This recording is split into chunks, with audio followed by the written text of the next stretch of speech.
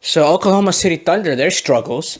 I feel like their struggles more offensively than defensively. I think defensively, if they start making shots, they'll be absolutely fine. Because I know Carmelo doesn't play much defense, but Paul George and Russell Westbrook are both when they defend, they're both one of the top defenders in the league, and I think they're really good off the ball and on the ball. But I think the real problem is they're all guys who are like point guard guys, point guard passers. Like if you see, everyone wants to handle the ball. Carmelo wants to handle the ball.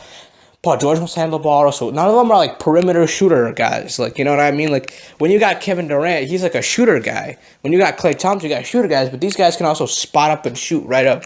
Like, Paul George is more of like a ball handler, so is Russell Westbrook. Carmelo wants the ball in his hands. So right now, I just think the offensive efficiency is the problem.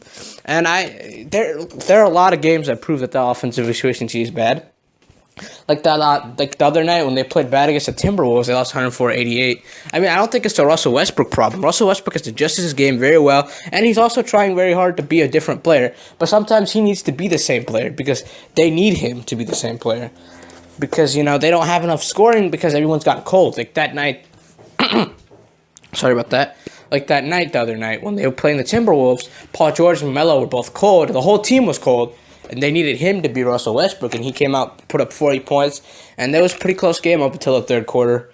And they gave the Timberwolves a fight. I think the Timberwolves are actually improving this year, very much under Tom Thibodeau. I expected this a couple years ago. I expected this when they hired Thibodeau, but of course they had a bad year last year. And this year, Jimmy Butler, I feel like, is the difference, because I feel like no other veteran presence could have changed what the Timberwolves are going through. I think Tom Thibodeau and Jimmy Butler have a good rapport working together, and I just think them together works. It works really, really well for them. So they're getting the job done in Minnesota. But I just, OKC, I think the problem is just like they all want the ball, and they're all just like offensive efficiencies down right now because no one's making shots.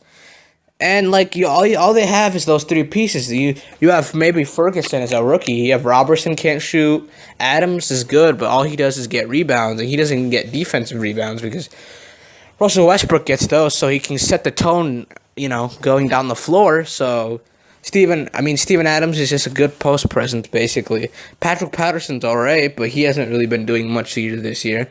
So it's like, other than outside of those three, they have like a okay bench, Raymond Felton and those guys, but it's not like a extraordinary bench, like a alright whatever bench. I mean, I think outside of these three guys, really, for the Thunder, there's not really anybody there. I think for the Warriors, even though the four guys sit, you got Livingston and Iguodala coming in, and then you got David West, you got solid guys.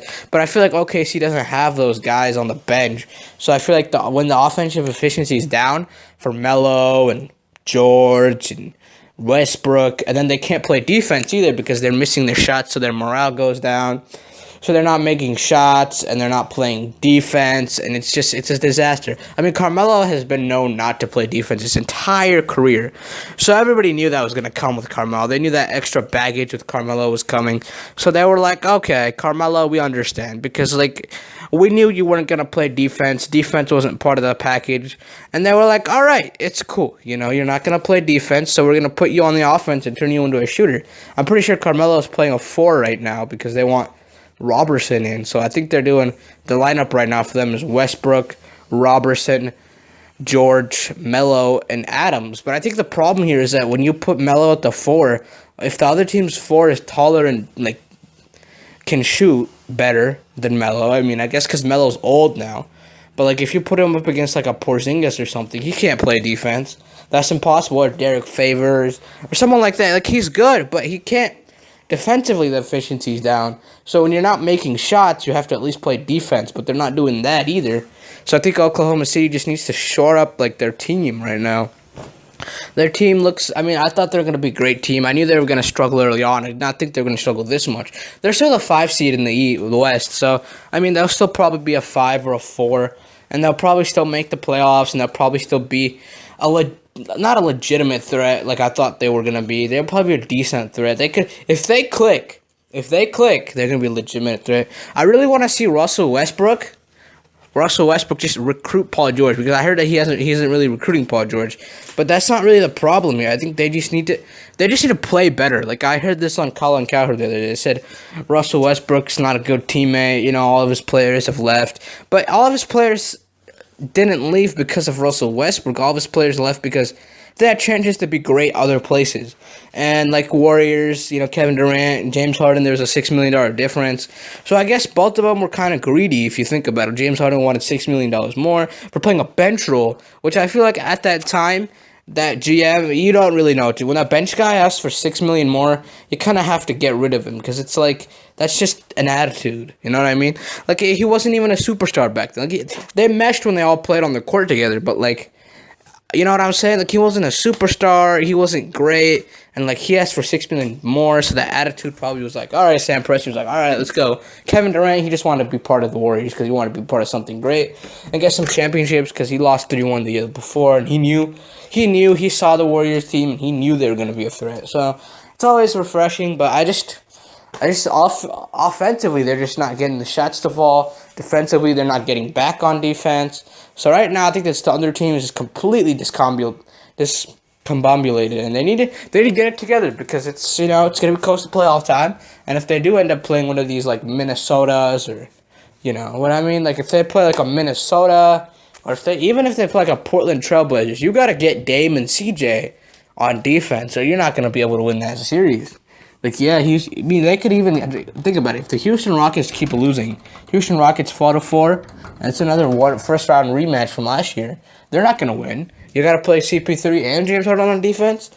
I feel like in terms of offensive efficiency, if the defensive efficiency doesn't go up, offensive won't either. So they gotta make shots first, and then they gotta play defense. But I think defense is more important. Most people will say, yeah, it's not, but it is. So I just think that's the thing, I just think that's like how they have to play this situation. So they got to play the situation carefully.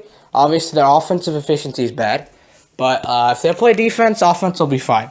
So I think OKC will figure it out. I think they'll be fine come playoff time, but we'll see. We'll see. It'll be interesting. I don't know what's going to happen if they have an early first-round exit or if they keep losing and get out of the playoff spot. I think it'll be interesting to see what happens in the offseason if they but if they can get to the second round as a 4 or 5, they will play the Warriors. And if they can put up a fight, I don't think Paul George would leave. But I think it's going to be very interesting to see how they can play offensively and defensively because they've done it on certain nights against the Warriors. They played the Warriors one time. Did it against them.